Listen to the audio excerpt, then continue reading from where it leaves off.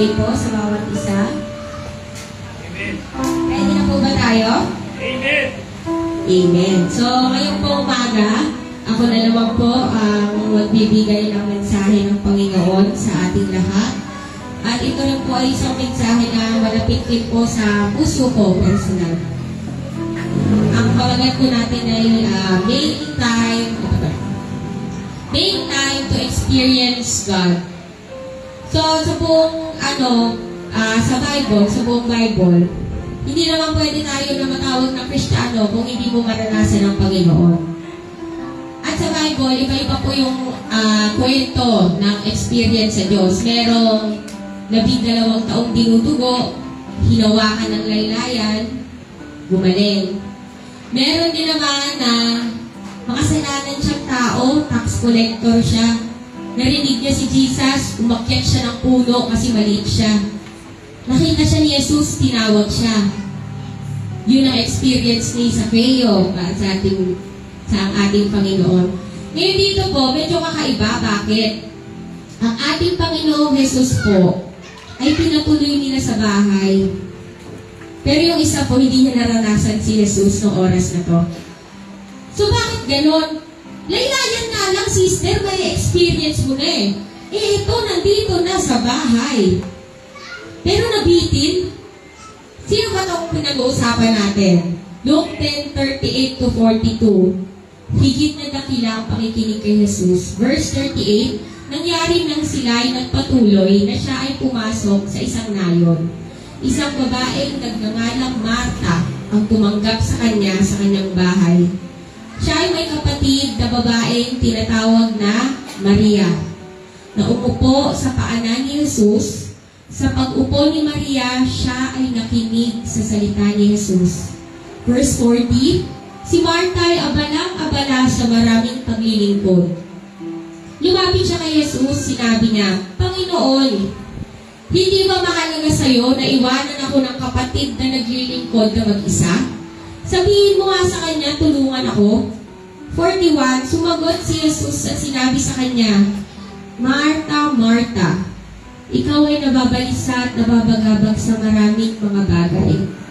Mayroong isang kinakailangan at pinili ni Maria ang mabuting bahagi na hindi makukuha sa kanya. Sa English po, now as they went on their way, Jesus entered the village, and a woman named Martha welcomed him into her house. And she had a sister called Mary, who sat at the Lord's feet and listened to his teaching. But Martha was distracted with much serving, and she went up to him and said, Lord, do you not care that my sister has left me to serve alone? Tell her then to help me. But the Lord answered her, Martha, Martha, you are anxious and troubled about many things, but one thing is necessary. Mary has chosen the good portion, which will not be taken away from her. Bago po tayo magsimula, manalangin po muna tayo. Panginoon, maraming salamat po sa inyong salita ngayong umaga. Lord God, Lord, ito po ay isang kwento na malapit sa inyo, Panginoon. Ito po ay kwento ng magkapatid na si Maria at si Martha, Panginoon. Bagkos ito'y noon pa po na nangyari, Lord God, at na-encounter kayo ng magkapatid na ito.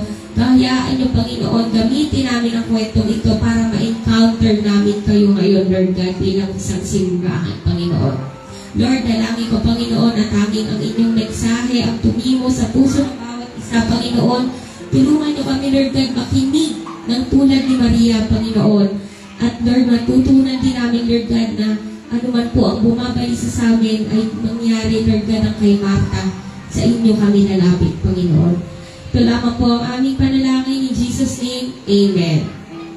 So, pamilyar naman kayo sa kwento, no, na si Jesus daw ay nasa isang nayon. Ito po kwentong na to ay matatagpuan sa Luke. Wala na pong ibang libro sa Bible na binanggit ang kwento ni Maria at ni Martha. Pero mababanggit muli ang magkapatid na ito. Pero itong specific na kwento na ito, ang pagtanggap nila kay Jesus sa bahay, sa libro lamang po siya ni Lucas. Masasabi natin na ito po ay isang nayon sa labas ng Jerusalem.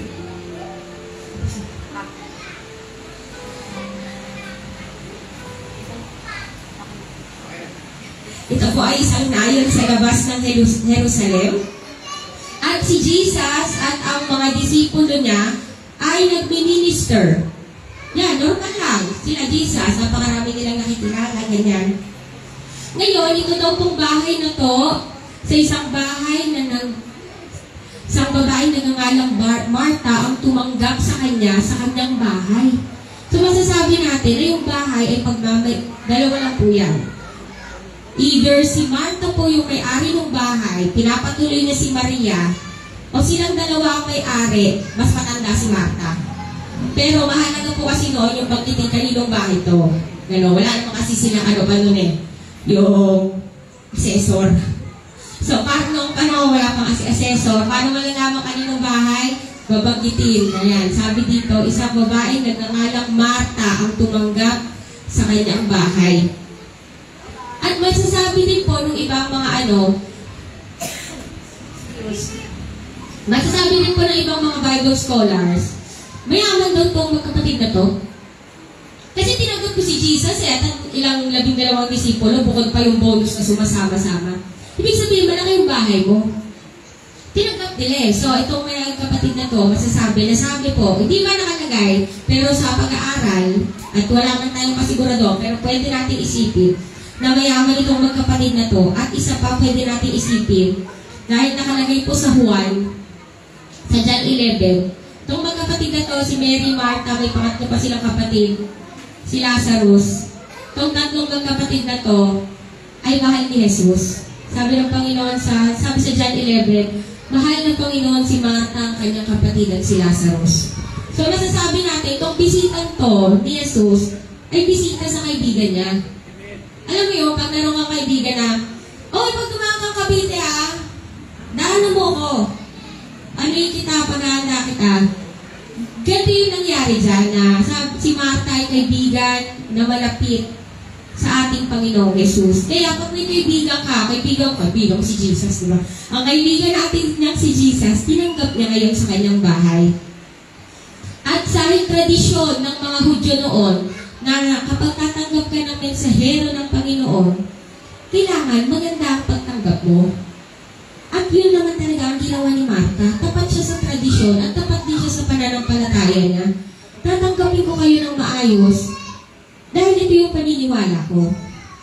Ngayon, itong magkapatid na to, magkaiba sila ng ugali. Gano'n naman talaga. Meron pa kayo kilalang magkapatid na kaparehas na ugali.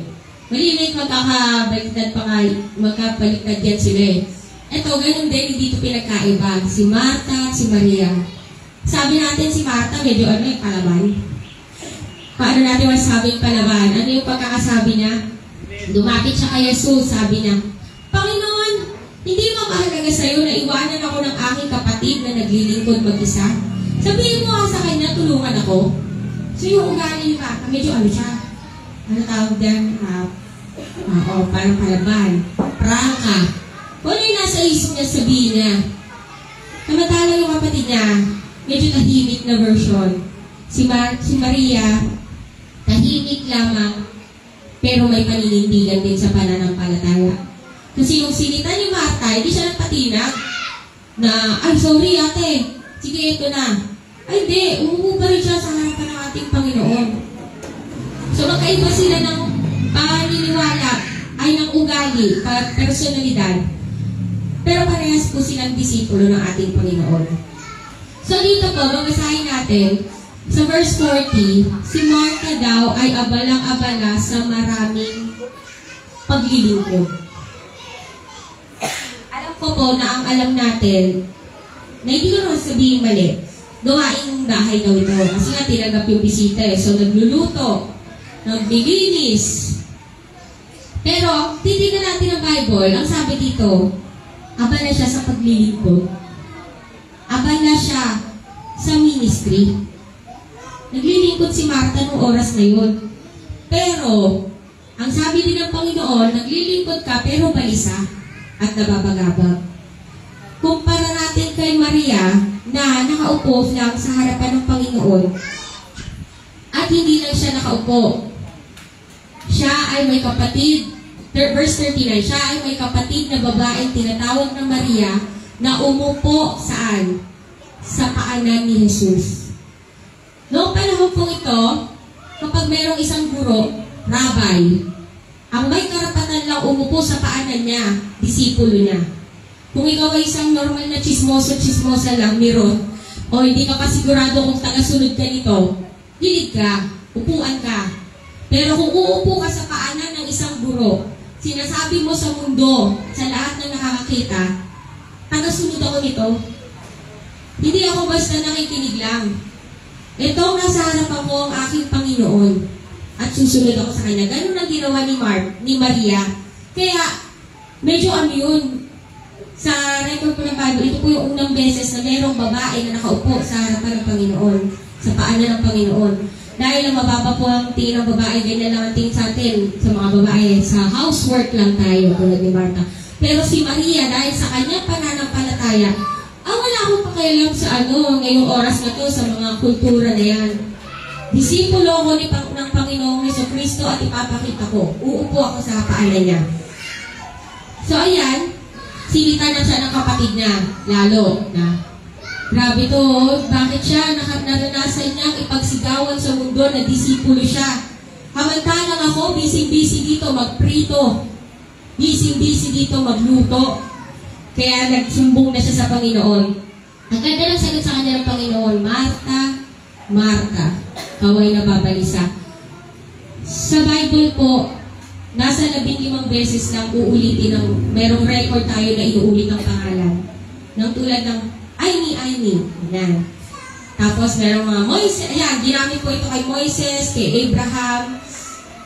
Ginamit din po ito. Ginamit po ito kay Jacob. Inulit ng Panginoon ang mga pangalan nila. Ngayon, dito po, sa New Testament, sa 15 na yun, 5 beses lang sa New Testament. Isa pa doon kay Martha. So, ibig sabihin, ganun lang talaga kahalaga ang tingin ng Panginoon dito kay Martha na 5 verses lang itong kwento na to pero ganun siya kahalaga para gamitin yung pag-uulit ng pangalan.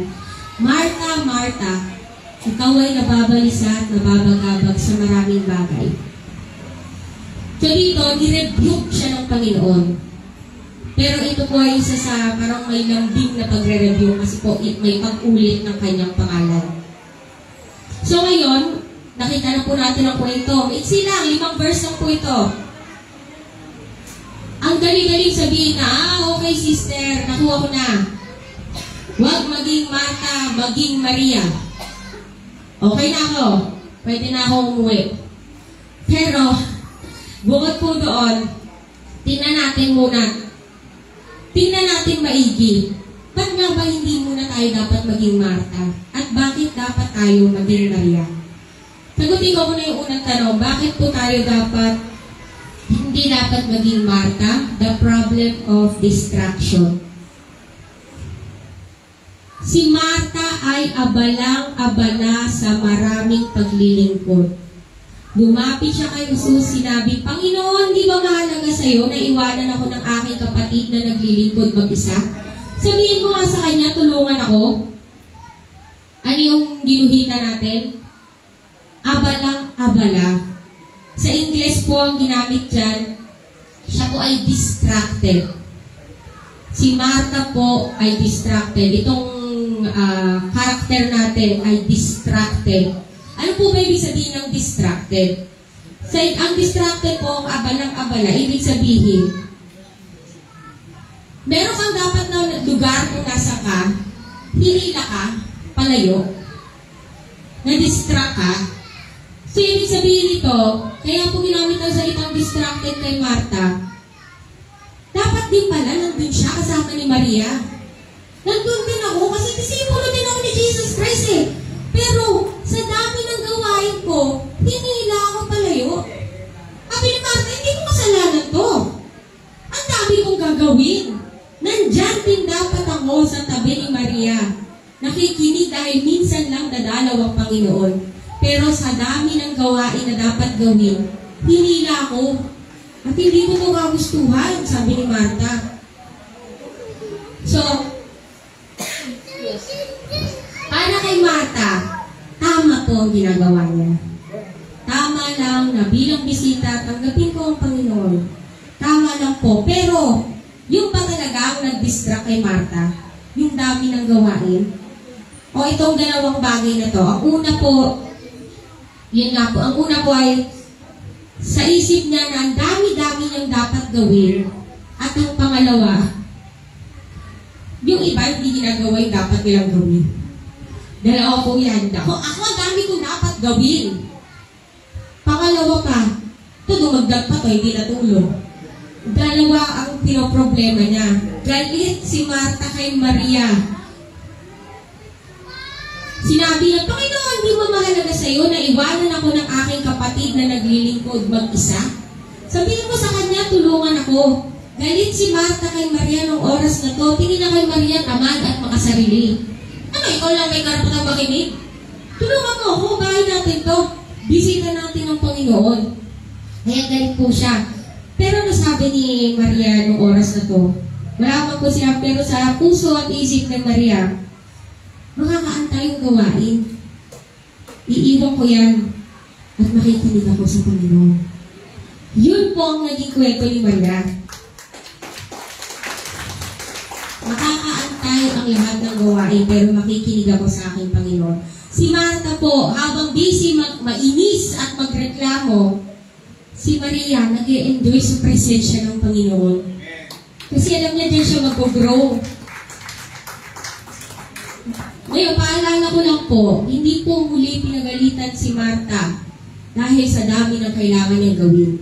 Pinagalitan po si Martha dahil ang puso niya po ay balisa. Ang puso niya po ay anxious. Ano pa po yung pangalawang distraction kay Martha bukod sa ang dami niya daw dapat gawin? Hindi daw ginagawa ng isa yung dapat niyang gawin.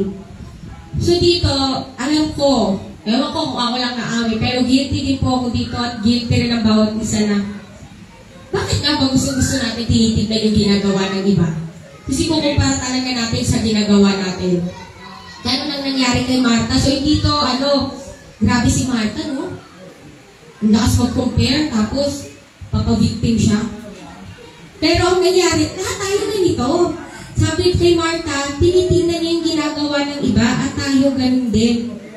Tinitingnan natin yung mali sa iba, tinitingnan natin na ako ang tama, tapos ang ending, huhusgahan mo pa sila ngayon. Sa dami ng ginagawa mo, nagawa mo pa maghusga, di ba? May time ka pang manghusga sa dami ng ginagawa mo. At wala pong ibang pwede nating sisihin dito kasi po, kundi po si, plot po ito ng enemy para yung mga hearts natin ay mapuno ng mga bagay na pampabigat.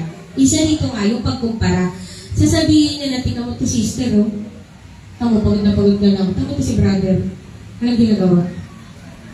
Ano mo nga? Sumpong mo kay pastor.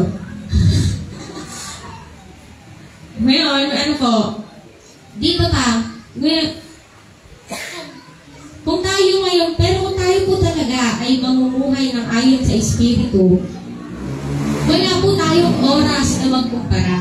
Wala po tayong oras na magbigay ng panghuhusga sa ibang tao. Bakit po? Ito po yung nais kong sabihin sa inyo. Ngayon, hindi mo alam kung paano siya nililid ng Panginoon sa buhay mo. O nakita mo yung 5 minuto ngayon na wala siyang ginagawa. Nakita mo yung kahapon na? Paano siya tinawid ng Panginoon? Hindi mo nakita yung kapatid. O nakita mo ngayon na medyo may ugali siya. Mali yung ginagawa niya. Pero mamaya makikita mo yung gagawin ng Panginoon sa buhay niya. Hindi mo na nakikita yung kapatid. So kailanman wala po tayo sa posisyon na magbigay ng panghuhusga sa kapwa natin. Dahil kailanman hindi mo alam paano siya pinangungunahan ng Panginoon sa buhay niya.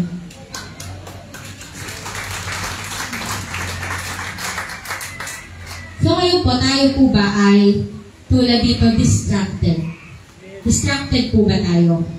Tayo po ba ay abalang-abala sa yung relasyon natin sa Panginoon? Meron po ba tayong daladalahin yung mga puso natin na merong mabigat na problema, merong isang bagay na hinihila tayo palayo kung saan tayo dapat. Tulad ng oras na to, saan po ba tayo dapat? Nandito tayo dapat nakikinig. Pero kung merong manghihila sa inyo palayo, tawag po doon distraction.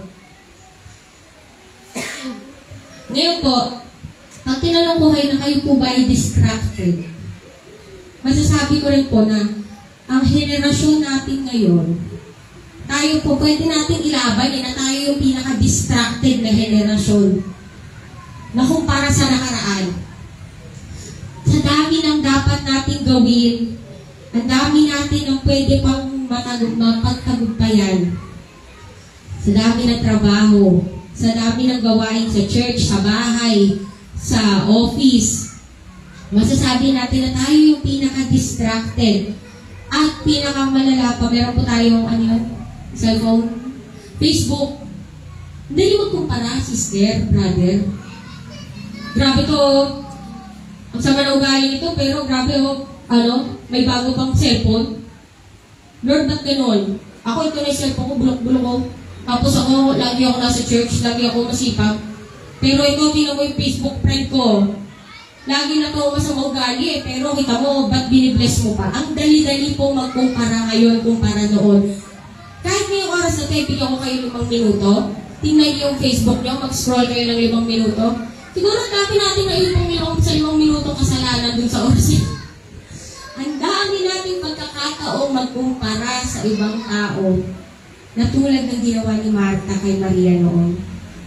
Pero ang tawag po dyan sa mga bagay na yan, distraction. Yan po yung mga bagay na hihila sa atin sa mga dapat nating gawin. Kasi ang dali-dali ma-distract. Ang dali-dali sabihin na, dami kong gagawin, sister. Hindi mo alam ang schedule ko.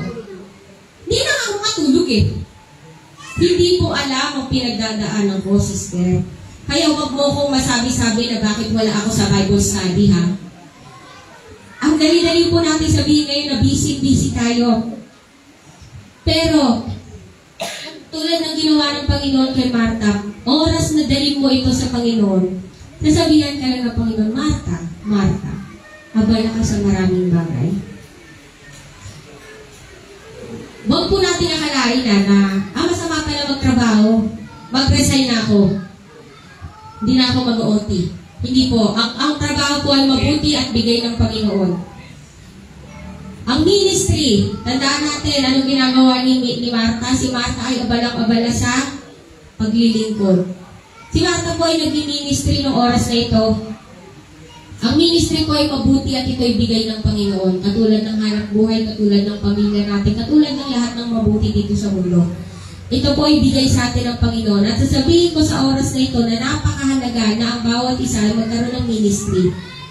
Hindi ba kayo nagpapasalamat na punta kayo dito Sunday, ready na ang upuan, malinis na ang church. Merong kantahan dito na maganda. Tapos meron tayong Word of God na pinag-aralan ng mga pastors natin. Ang gandang bagay ng ministry. Kasi nakakapaglingkod ka sa iba at naglilingkod ka rin sa sarili mo. Napakagandang bahay na sama-sama tayo dito sa kanya-kanya nating ministry. Pero, ang sabi ng Panginoon, isa lang ang mahalaga. Ito po ang mahalaga. Umupo tayo sa paanan ng ating Panginoon.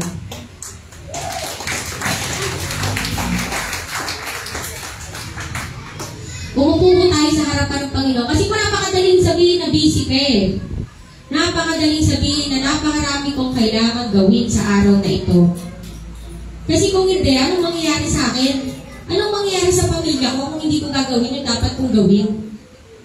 Napakadali po. Pero, oras na tanggalin mo yung oras na dapat nakaupo ka sa paanan ng Panginoon, doon po tayo magkakaproblema. Napatunayan na po yan ni Martha. Si Martha po ay nasa presensya ng buhay na Diyos noong oras na yun. Pero yung puso niya balisa. Ang tindi mo na noon, di ba, sister? Ayan na si Jesus Christ. Ayan na yung sasagot sa lahat ng problema mo. Pero yung puso ni Martha mabigat. Yung puso ni Martha merong daladalahin. Kaya kung may matututunan tayo, kay Martha na yun, ang oras na to, you can lose Jesus in your ministry. Pwede ka magkaroon ng ministry pero mawala ang Panginoong Jesus. Pwede ikaw ang pinakamasipag sa Divine Will Church pero wala po ang Panginoong Jesus. Hindi po imposible yun. Dahil nangyari po kay Martha. Abala po siya saan sa paglilingkod. Abalang-abala si Martha sa paglilingkod. Hindi po siya gumagawa ng masama, si Marta. Gumagawa siya ng mabuti. Pero yung puso niya, ba't hindi gumagaan? Kung gumagawa ka ng para sa Panginoon, dapat gagaan yan. Dapat mararamdaman mo yung kapayapaan ng Panginoon, babagsak sa'yo. Pero kung mabigat yan, tulad ni Marta, nasa ministry na wala si Jesus sa oras na yun. So patunay po na you can lose Jesus in ministry. Kaya po sa iba, ang ministry, sa yung ibang nasa ministry, miserable. Kung sino po yung active sa church, no? Sino po yung masamang ugali? Ano na nangyayari? Marta na sila nung oras na yun. At hindi lang nung oras na to, kasi nung oras na to, na-rebuke si Marta at tinama siya. Hindi na po naulit. Ang susunod na encounter po kay Jesus, sobrang tapang na po ng pananampalataya ni Marta. Meron po buong buhay nila, Marta sila, hindi na po sila nagbago. Kung sino po yung nasa ministry, no? Sila po yung sumugali. Tulad po ni Marta, may ministry walang Jesus. May ministry pero miserable. May ministry puro reklamo. May ministry puro puna sa iba. Bakit? Kasi puro ministry na lang, wala na silang oras umupo sa paanan ng ating Panginoon. Puro gawain na lang. Tulad ng sinabi ko, na-appreciate po natin lahat ng tumutulong para sa simbahan nito, sa ministry dito, sa loob at labas ng simbahan. Pero alagaan natin ang puso natin. Minsan magmi-ministry ka walang Jesus. Ganun po ang nangyari kay Marta. Pero napakaganda kay Marta. Naranasan niya yun. Hindi na siya pa kumalbit pa sa mga disciple para sabihin na, "Sino mo itong kapatid ko?" Rumekta siya kay Jesus. Ang ganda ng ganong strategy sa buhay. Mabigat? Rekta na! Jesus! Huwag na dami pa sa 12 disciples. Di ba? Inaandaan nila. Pwede siya kumalbit dun sa isang grupo doon. Sino mo itong kapatid ko? Busy-busy na ako. Ayaw akong tulungan. Hindi po. Napakaganda ng po. Maganda rin po ang puso ni Marta. Noong oras na mabigat na ang puso niya sa gitna ng ministry, pumunta siya rekta kay Jesus. Panginoon, mayroon akong bigat na nararamdaman at dahil ito kay Maria. Napakaganda po ng ginawa niya. At ito po, mabalik tayo. Ang ginawa po ni Maria ay she sat at the feet of Jesus. Verse 39, siya ay may kapatid na babaeng tinatawag na Maria, na umupo sa paanan ni Jesus. Sa pag-upo ni Maria, siya ay nakinig sa salita ni Jesus. Dalawa lang po yung ginawa niya dito. Wala nga pong linya si Maria dito eh.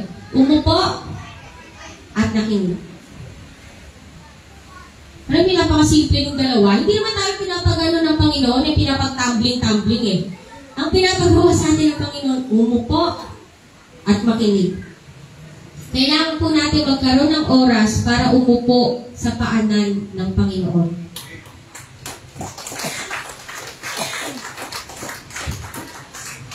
Ang hirap ba, church? Mahirap ba yung pinapagawa ng Panginoon na umupo at makinig? Hindi sinabi ng Panginoon, pumunta ka doon sa mga yung maraming abusayak, doon ka mag-preach kung talagang gusto mong matuwa ako sa iyo. Hindi naman po gano'n ang pinapagawa sa atin ng Panginoon. Yung gusto ko yung buwis-buhay ka ha, yung talagang masasabi mo na grabe ang paglilingkod ko sa Panginoon. Kung may matututunan muli tayo sa kwento ni Maria at Marta, simple lang pala ang kailangan ng Panginoon sa akin. Umupo sa paanan ni Jesus at makinig. Umupo sa presensya ng Panginoon at magpahinga sa presensya ng Panginoon. Nais ng Panginoon, bigyan tayo ng kapayapaan. Nais ng Panginoon, tanggalin yung bigat na nararamdaman natin. Pero anong problema? Lagi tayong busy. Meron ba dito kayong sabihin na ayaw ng Panginoon yung sister? Yung nare-relax ako? Yung kalmado ako? Yung puso ko? Gusto ni Lord, lagi akong tense. Gusto lagi ako nakasigaw. Gusto lagi ako mainit ulo. Hindi po. Yung kasi yung Panginoon yung tinutukoy nyo, pero hindi si Jesus Christ yun. Ang gusto ko ng Panginoon, bigyan ka ng kapayapaan. Isa lang ang problema, kapatid. Lagi kang busy. Hindi ka makabukas ng Bible. Hindi ka makakinig sa Kanya sa sermon. Hindi ka makapanalangin. Tapos Tapos kakatwirana mo ko na, ay, be, sister, okay lang kay Lord to? Hindi. Antay na po ang Panginoon. Gusto ka niya kausapin, halika anak. Saglit lang. May sasabihin ako. Hindi ang Panginoon, tingnan mo itong gagawin ko ngayong araw na to. Diyos ko, ihinga Panginoon, hindi ko magawa. Kasi magugutom ang pamilya ko pag ginawa ko pa yung mga ibang bagay. Hindi anak, saglit lang. Nakausapin kita. May sasabihin ako. Yung Holy Spirit may sasabihin sa'yo, may ipapagawa sa'yo. Pero ang problema natin, masyado tayong busy. Hindi tayo nakakapahinga sa presensya ng Panginoon. Merong natutulog pero hindi nakakapahinga. Nakakalungkot yung ganung eksena. Pag natutulog ka, hindi ka nakakapahinga. Pag isip mo, pagod ka pa rin. Kasi yung puso mo mabigat eh. Yung puso natin, ang daming daladalahin.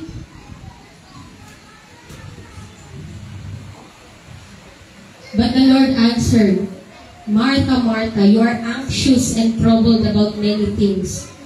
But one thing is necessary. Mary has chosen the good portion, which will not be taken away from her.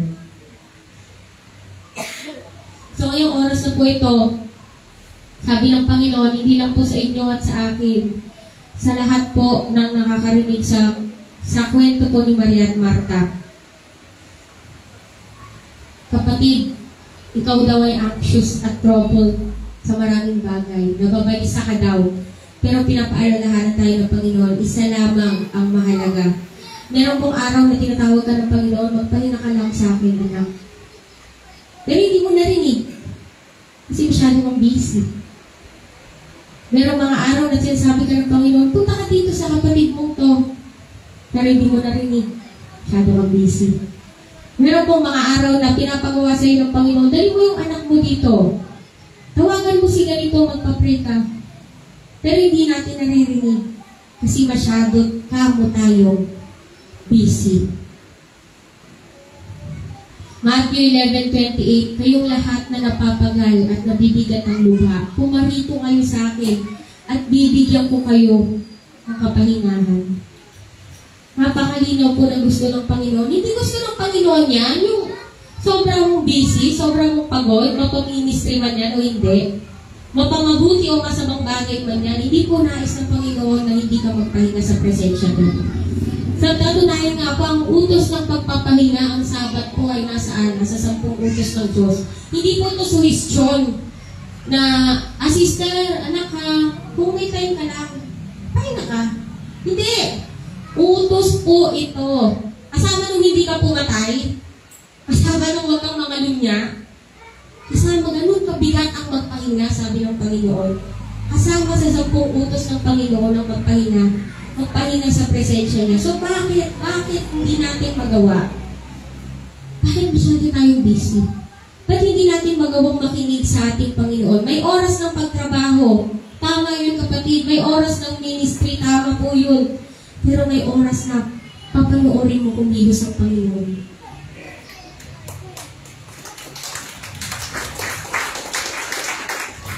Ngayon, magpiliin natin na magpahinga sa presensya ng Panginoon. Tulad ni Maria, kailan yung huling beses na ikaw ay nagkaroon ng oras umupo sa paanan ng ating Panginoon? Huling beses na walang nakatingin, sarili mo lang, boses lang ng Panginoon ang hinahanap mo ng oras na ito. Kailan po ang huling beses na yun? Alam niyo ba yung katekismo?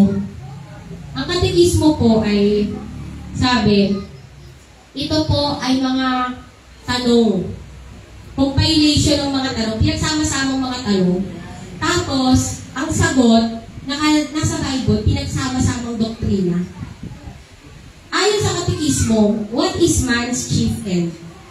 Ano ang punong wakas ng isang tao? Sabi sa katekismo, sabi sa Bible, maalaman natin, to glorify God and enjoy Him forever.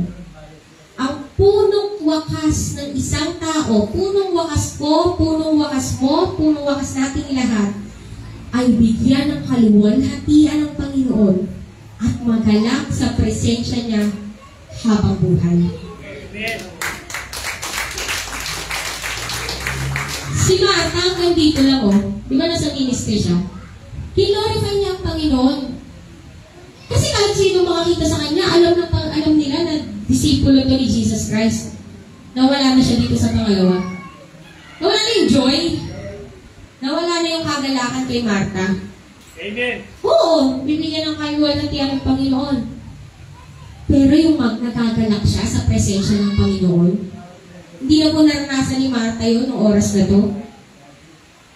Si Mary naranasan to parehas. Naranasan ni Maria, bigyan ng kaluwalhatian ng Panginoon at magalak sa presensya niya habang buhay.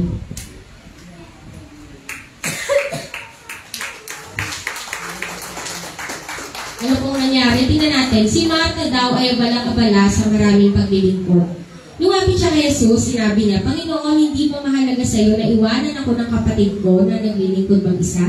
Sabihin ko sa kanya, tulungan ako. Sumagot si Jesus at sinabi sa kanya, Martha, Martha, ikaw ay balisa at nababagabag sa maraming mga bagay. Mayroong isang kinakailangan at pinili ni Maria ang mabuting bahagi na hindi makukuha sa kanya. Si Mary po, nakahanap. She found a place of stillness. Kung saan siya ay nananatili lang. Saan po ito? Sa paanan ng Panginoon. Kung si Martha, distraction ang nakita. Si Mary, stillness. Nanatili lang siya. Noong oras na ito, na si Maria ay nakaupo sa harapan ng Panginoon, sa paanan ng Panginoon, nakikinig siya, tahimik siya nakikinig sa salita ng ating Panginoon. Dahil kapag ikaw pala ay dumating sa presensya ng Panginoon, lahat ng bigat na meron sa iyong buhay, mawawala. Wala pong lugar yan sa presensya ng ating Panginoon. Kapag ikaw ay umupo sa paanan niya, anuman ang bigat na iyong daladala, mawawala. Anuman pong alalahanin yan, sabi ko sa inyo kapatid, mawawala. Paano ko masabi? Kasi ganun po yung nakita ni Mary. Yung po yung naramdaman ni Mary na natili lang siya sa paanan ng ating Panginoon. Philippians 4:6, huwag kayong mabalisa patungkol sa anumang bagay.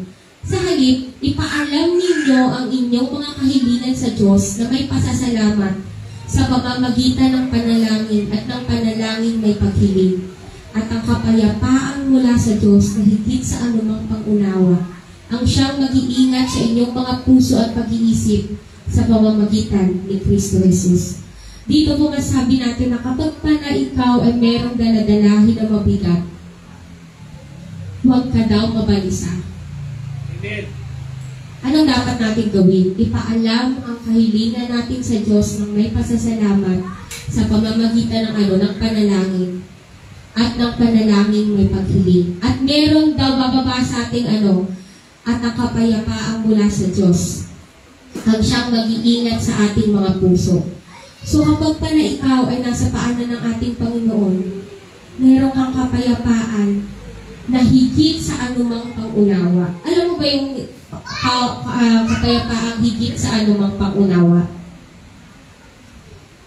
Meron kang matinding sakit. Kapatid, bakit nakalimado ka pa rin? Meron kang mabigat na problema. Baon na baon ka na sa utang. Kapatid, bakit parang ka pa rin? Masaya ka pa rin, nakakangiti ka pa din sa bigat ng mga problema. Ito po ang sagot sa mga ganong tanong. Philippians 4:7. Meron po kasing kapayapaan na Diyos, ng Diyos, na higit sa anumang pangunawa. Higit sa anumang pangunawa. Bakit? Alam ng tao ganito may problema mag-alala, masakit, umiyak, may problema matakot. Pero yung hihigitan yung pangunawa, sabi ng Panginoon, anak, halika, sabihin mo sa akin yung problema mo. Oras na sabihin natin sa Panginoon ang ating mga problema, mayroong babagsak sa ating kapayapaan na hindi kaya unawain ng mga isipan natin. Hindi kaya unawain ng kahit na sinong tao. Bakit ito? Parang mas mahirap pa yung sitwasyon niya, pero bakit parang mas magaan sa kanya?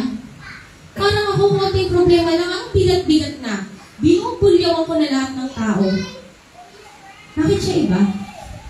Anong meron siya na wala sa akin? Ito po ang meron siya. Kapayapaang higit sa pag-unawa ng tao. Dahil itong kapayapaan na ito ay mula sa ating Panginoon.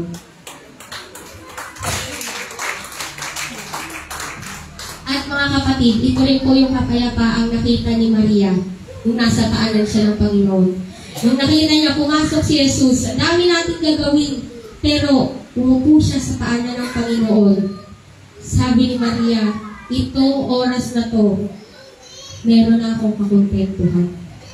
Itong oras na to, meron akong kapayapaan. Itong oras na ito, meron akong katahimikan. At asan ako nung oras na ito? Nasa paanan ng ating Panginoon. Opo, maganda nga, sabi natin ang mag-ministry, pero huwag po natin kakalimutan umupo sa harapan ng ating Panginoon.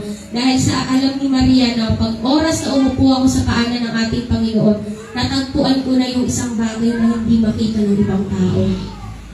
Yung isang bagay na buong buhay nila, trabaho ng trabaho, ipon ng pera, gawa ng kahit ng lahat ng mabubuti. Pero bakit ang bigat pa rin ang mga puso nila? Dahil wala po sila sa paanan ng ating Panginoon. At yun ang nalaman ni Maria, na umupo pala ako sa paanan ng Panginoon. Nandito ako sa lugar kung saan hinahanap ng milyong-milyong tao ang kapayapaan. Hinahanap ng mga tao ang kakontentuhan. Hinahanap ng mga tao ang katahimikan. At siguro kapatid, sapat na dahilan ngayon para magkaroon tayo ng panahon para umupo sa paanan ng ating Panginoon.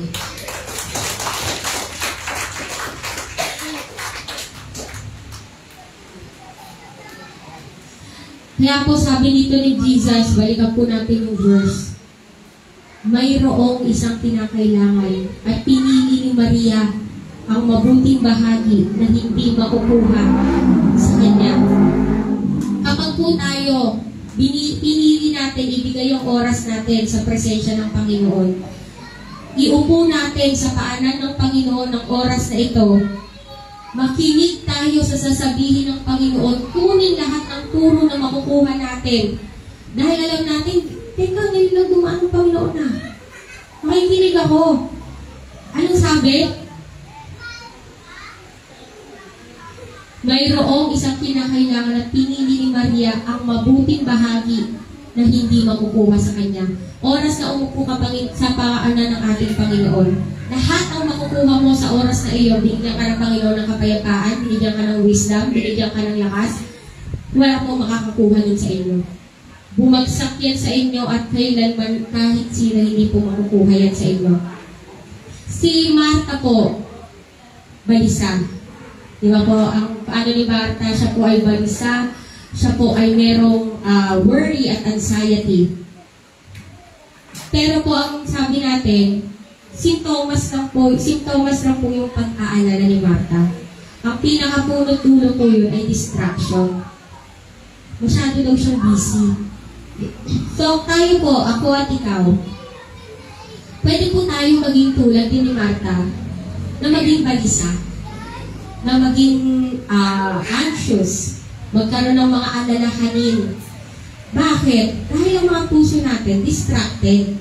Kung nasaan man tayo dapat, nandito dapat tayo sa presensya ng Panginoon, na hinihina tayo palayo ng mga bagay na hindi naman dapat.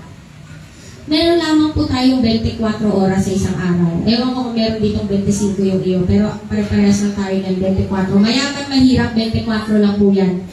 Pwede ikaw yung pinakamatalinong tao sa mundo, hindi mo magagawa ng paraan na dagdagan yung oras mo. 24 ay 24, kapatid. Kaya ang sinabi ng Panginoon, lahat po tayo meron lang ng 24 oras at alam ng Panginoon na pwede tayong magkaroon ng 24 oras din ng pag-aalala. Kasi napakadami nga tulad ng sabi natin, Panginoon, di po alam, tumatanda na ang magulang mo, walang mag-aalaga sa kanila. Panginoon, ang mga anak ko, lumalaki na, maliliit, lumalaki, yung gastusin, lumalaki din. Panginoon, kung hindi ako magtatrabaho ng ganito, hindi ako makakayod talaga, paano ang pamilya ko? Panginoon, napakarami. Kaya natin punuin yung isang lista, isang papel, harap likod, isang bond paper sa dami lang magiging dahilan natin sa Panginoon. Bakit tayo busy? Meron tayong trabaho, pamilya, meron tayong maraming responsibilidad sa eskwela, sa gawaing bahay. At tama, 24 na oras lamang ang meron tayo, kapatid. Ako at ikaw, 24 na oras lang. Pero, sasabihin ko sa inyo ngayon, ang isang taong pinili umupo sa paanan ng Panginoon at makinig sa Kanya ay hindi po mas konti ang responsibilidad kaysa sa iyo. Hindi po porke may isang tao na pinili umupo sa paanan ng Panginoon, talo mo siya sa dami ng responsibilidad. Kaya naman nakakapag-devotion ng araw-araw, masarap buhay nun eh. Ako, hindi naman masarap ang buhay ko, kaya yun nakaka-pray araw-araw, umaga at gabi. Kasi naman yung buhay niyan. Ang dali-dali ng buhay niyan kumpara sa buhay na meron ako. Hindi po, kapatid. Ang taong nakakaupo sa paanan ng Panginoon ay hindi po mas konti ang responsibilidad kaysa sa iyo. Pero ang taong nakakaupo sa paanan ng Panginoon ay sadyang inuuna niya lang ang Panginoon sa lahat ng responsibilidad na meron siya. Hindi po mas konti. Pero alam niya ang dapat unahin. Alam niya na pag Sunday, gigising ako ng maaga, maliligo ako, bibihis mag-church. Alam niya na kapag umaga, kukunin niya ang Bible, magbabasa ako, kakausapin ko ang Panginoon. Alam niya, bago matulog, mananalangin siya at bibigyan niya lahat ng problema sa Panginoon. Hindi po dahil konti ang responsibilidad niya. Hindi natin alam ang responsibilidad ko at responsibilidad mo at kung gaano kabigat ang bawat isang responsibilidad.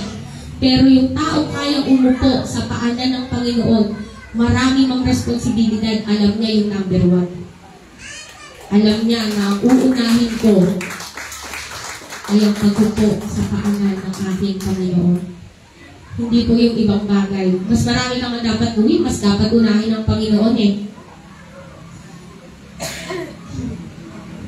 Si Maria po, alam niya po na marami pa po siyang dapat gawin, pero alam niya rin na may isang kinakailangan. Isang kinakailangan. At yun nga daw ang pinili niya. Umupo sa paanan ng ating Panginoon ngayon. Ano po ba itsura nito ngayon? Siyempre, noon, pisikal na nandiyan po ang ating Panginoon sa harapan ni Maria at nakaupo siya sa paanan. Ngayon po, ano po itsura ng pag-upo sa paanan ng ating Panginoon? Ang ating puso ay dapat na pinapriority ang pagpunta sa simbahan, ang pagbabasa ng Bible, ang pananalangin, ang pakikinig sa salita ng Panginoon, at ang mga puso natin nagkakaroon ng oras na Panginoon, itong bigat na meron ako, sinusuko ko sa paanan mo. Itong problema na meron ako, ibibigay ko sa iyo. Magpapahinga ako sa presensya mo. Bakit? Dahil oras na magpahinga ka sa presensya ng Panginoon, pinapakita mo na nagtitiwala ka sa Panginoon. Oras na ipakita mo, busy ako, Panginoon. Oras na ipakita mo, na Lord, pag hindi ako nagtrabaho ng isang araw, sinasabi ko sa iyo, magugutom kami. Lord, kung bibigyan pa kita ng oras, nagkakagulo-gulo ang bahay namin. Kapatid, nasan yung tiwala? Subukan mo lang sa dami ng dapat mong gawin. Unahin ang pag-upo sa paanan ng ating Panginoon. At tingnan natin kung hindi niya susolusyon ang lahat ng problema na meron ka ngayon. Tingnan natin kung walang gagawin ang Panginoon sa problema mo, sa lahat ng responsibilidad na meron ka. Kung kaya mo ba talaga? Kung talagang kiniklaim mo na isa akong Kristiyanong nagtitiwala sa kapangyarihan at kabutihan ng Panginoon, iwan mo ang alalahanin mo sa paanan niya. Tingnan natin talaga kung may gagawin ang Panginoon, kung babaguhin niya ang bawat araw at sitwasyon natin lahat. Kaya ng Panginoon eh. Masyado lang tayong busy. Kaya ng Panginoon ipakita sa iyo ang dapat nang ipakita sa araw na ito. Pero masyado tayong busy. Pero si Maria, alam niya, oo, marami akong responsibilidad, marami akong gagawin. Pero dito ang number 1 sa paanan ng aking Panginoon. At alam niya na sa paanan ng Panginoon, lahat ng bagay, lahat ng iba ko pang responsibilidad ay ibibigay sa akin ng Panginoon. Ay pagpapalain sa akin ng Panginoon. Trabaho, pamilya, gawain sa bahay, gawain sa eskwela, gawain sa office. Ano yan sa kapangyarihan ng ating Panginoon? Masyado lang tayong busy. Masyado lang tayong balisa. Pero kung tayo magkakaroon ng oras, umupo sa paanan ng Panginoon, lahat ng bagay na yan ay susunod. Sabi po dito ni Charles Spurgeon, sa pagtatapos ko, we must then sit at His feet. It is absolutely necessary, and without it, our whole life will be a complete failure. We may make money, but we shall lose our souls. We may gain honor, but shall have come short of the glory of God. We may enjoy pleasure, but we shall forfeit the pleasure which are at God's right hand forevermore. We may have done our country some service, but to our God and the higher country we shall have rendered no service, for we cannot serve God if we will not obey Christ. Sabi ni Charles Spurgeon, isa po sa relevant na Christian authors po noong panahon niya. Kailangan daw natin umupo sa paanan ng ating Panginoon. Kinakailangan daw. Bakit? Dahil kung hindi mo maranasang umupo sa paanan ng Panginoon, pabiguan lang ang buhay ng kapatid. Kumita ka ng pera, wala ang kaluluwa mo. Magkaroon ka, itinaas ka ng tao, pero ang buhay mo kailanman hindi mo itinaas ang Panginoon. Nagkaroon ka ng kagalakan sa mga bagay sa mundo, pero hindi mo may enjoy ang kagalakan sa presensya ng Panginoon habang buhay. Maaaring naglingkod ka sa bayan mo, pero kailanman hindi mo pinaglingkuran ng Panginoon. Nasaan ang tagumpay? Ang sabi nga ni Charles Spurgeon, sit at the feet of Christ, or else ang buhay mo ay isang malaking kabiguan. Hindi mo kayang paglingkuran ng Diyos na hindi ka sunod-sunod kay Kristo. At ang pagsunod natin sa Panginoon ay hindi po mahirap. Umupo lang tayo sa paanan ng ating Panginoon. Bakit? Ito lang daw po ang sabi dito po. Pinili ni Maria ang mabuting bahagi na hindi makukuha sa kanya. Ang mabuting bahagi po ay siya, mayroong isang kinakailangan. Isa lang daw po ang kinakailangan. At yun daw po yung mabuting bahagi na pinili ni Maria. Ang buhay nga po natin ay limitado ng 24 oras lang. Sana gamitin na natin para sa isang kinakailangan natin, sa mabuting bahagi. One thing I ask from the Lord, ang isang kinakailangan, one thing. Sinabi ni Maria, sabi ng Panginoon, one thing.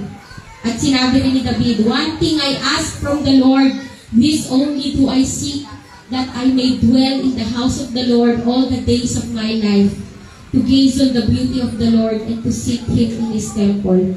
Kaya isang bagay lang.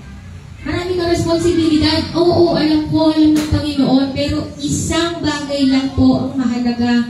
Isang bagay lang ang hilingin mo, kapatid. Kalimutan mo na ang lahat ng bagay, pero itong isang bagay, sana alalahanin natin araw-araw. Iisa lang ang talaga ang ating hangarin, ang tumira sa templo ng Panginoon habang buhay. Upang kahirapan tayo? Hindi. Ang kagandahan ni Yahweh, ating mapagmamasdan. At doon tayo hihingi sa Kanya ng patnubay. Isa lang po, kapatid. Hindi na po komplikado. Huwag po tayo masyadong busy. Busy, Panginoon, pasensya na. Ang dami kong gagawin. Pero sabi Panginoon, isa lang kapatid, isa lang anak. Ito po ang ating hilingin. That we may dwell in the house of the Lord forever. Dahil pag hindi, isang kabiguan po ang buhay natin. Yun lamang po, maraming salamat po. Ito tayo para po sa panalangin. Nais ko po anyayahan ng bawat isa sa paanan ng ating Panginoon. Tulad ng sinabi ko, kailan yung huling beses na tayo nandun sa paanan ng ating Panginoon? Kailan yung huling beses na talaga tayo naramdaman natin ang presensya niya? Kapatid, sana ito po ay isa doon. Inaanyayahan ko kayo na pumunta tayo sa paanan ng Panginoon. Dalhin mo na lahat ng gusto mong dalhin. lahat ng responsibilidad na meron ka. Dahil hindi po ikagugulang ng Panginoon ang lahat ng iyo. Dahil gusto ng Panginoon kunin sa iyo yan, kapatid. Palagi ka lang daw busy. Lagi ka walang oras. Gusto mo mamaya na, pag natapos ko na ito, Panginoon, pupunta ako sa iyo. Manalangin tayo. Panginoon, maraming salamat po sa inyong salita, Panginoon. Panginoon, sa oras na ito, dalangin namin na matunay kami kay Maria. Panginoon, na pagkos, Panginoon, na magintibis na kami mabalisa, Panginoon, umupo kami sa presensya mo. Panginoon, maranasan namin, Lord God, na nasa inyong paanan, Panginoon, wala kaming bigat. Yung puso namin, Lord God, wala na pong dadalahin. Panginoon, nawa po, Panginoon, sa paanan nyo, Panginoon, maranasan namin ang hinahanap ng napakaraming tao, ang kapayapaan at kakontentuhan, Panginoon. Lord, dito sa mundo, pinapagod kami. Dito sa mundo, Lord God, gusto, Lord God, natin kaming maubusan ng oras sa iyo, Lord God. Mawalan kami ng panahon makinig. Mawalan kami ng panahon sumamba. Mawalan kami ng Panginoon sa inyo. Kaya po sa oras na ito, Lord God, nandito kami sa inyong panan. Katulad ni Maria, Panginoon. At nawa naging katulad din ni Martha, Panginoon. Kinikilala namin ang lahat ng responsibilidad, pero kinikilala namin, Panginoon, na kayo ang aming uunahin. At nawa, Panginoon, hindi lamang po matapos ito sa oras na ito. Nawa, Panginoon, mangyari ito, Lord God, sa buong buhay namin, Lord God, sa araw-araw ng mga buhay namin. Sa limitado at maiksing buhay namin, Panginoon, nawa maitaas namin ang inyong pangalan at magalang kami sa presensya niyo panghabang buhay. Paalala niyo sa amin, Panginoon, na kayo ang aming Diyos, Panginoon, at kaya niyo, Lord God, kunin sa amin ang bigat. Na, Lord, lahat ng bagay kayong maghintay, kayo, Panginoon, na hindi namin dapat maghintayin. Kaya, Panginoon, salamat sa oras na ito. Nawa, Panginoon, tanggapin mo kami sa inyong paanan. Dahil sinasabi namin sa buong mundo, kami inyong mga disipulo, kami inyong mga tagasunod. Di kami, Panginoon, nagbibiro o nagloloko sa relasyon na meron kami sa inyong Panginoon. Ito po ang pinakamahalagang bagay sa buhay namin. Kaya po, Panginoon, mangyari lamang, marapat lamang na kami umupo sa inyong paanan. At magmula ngayon, Panginoon, kami susunod, kami maglilingkod, at kami, Lord God, ay mananatili sa presensya niyo sa buong buhay namin.